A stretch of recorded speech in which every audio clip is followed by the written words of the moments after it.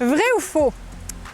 Vous pouvez jeter tout ce que vous voulez dans les toilettes. De toute façon, ça va être traité à l'usine d'épuration. C'est faux.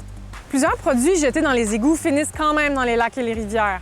En effet, bien qu'il y en ait plusieurs qui sont traités par les installations des municipalités, certains ne sont pas traités du tout et peuvent même nuire aux installations. Dans cette capsule, voyez comment la municipalité de Mont-Blanc traite ses eaux usées.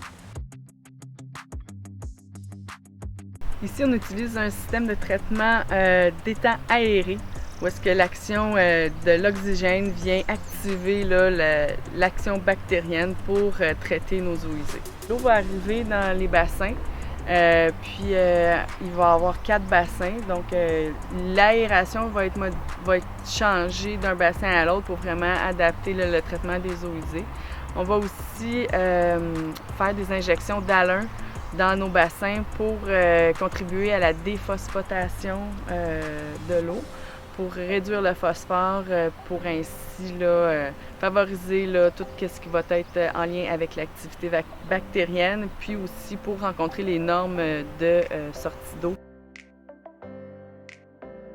Essentiellement, les produits qu'on ne sera pas capable de traiter, ça va être les particules qui vont être ultra fines, exemple des dérivés d'hydrocarbures, des médicaments, des métaux lourds, des résidus de plastique fin, le cuivre, le plomb.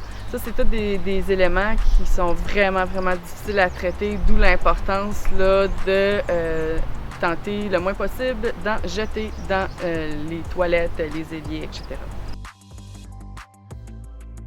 Bien, essentiellement, ce qu'il ne faut pas jeter dans les renvois, là, ça va tout être les grosses affaires qu'on ne peut pas traiter ou les affaires qui vont jammer les pompes. Dans le fond, nous, on va avoir comme des filtres qui vont enlever les gros morceaux avant que l'eau arrive aux stations d'eau, aux étangs aérés. Puis, dans le fond, ce qu'on ne veut pas mettre, c'est par exemple des lingettes jetables, des serviettes sanitaires, des tampons, des condoms, des couches. On a vu des couches. Plein de choses comme ça, mais un des fléaux principaux, là, ça va être vraiment les serviettes jetables, les petites lingettes là, pour bébés, etc. Puis il y a bien des gens aussi qui vont utiliser, même les adultes vont utiliser ça pour se nettoyer plus en profondeur, là, qui n'est pas une bonne affaire à faire. Ils disent que c'est biodégradable, mais ça bloque nos pompes.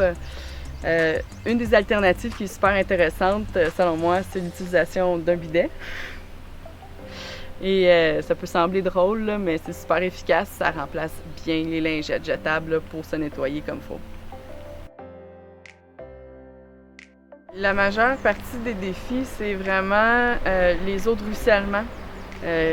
Ou l'apport d'eau propre qui va rentrer en plus des eaux à traiter, qui va créer une dilution, si on veut, là, des eaux à traiter.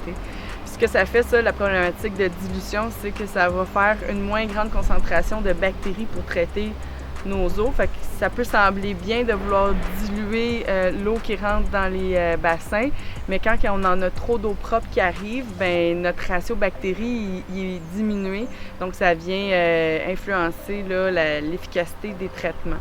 Donc le ruissellement, aussi l'apport de sable, de sel, de voirie, ça peut avoir un impact aussi sur le traitement là, des eaux. Qu'est-ce qu'on n'a pas le droit de mettre dans les toilettes?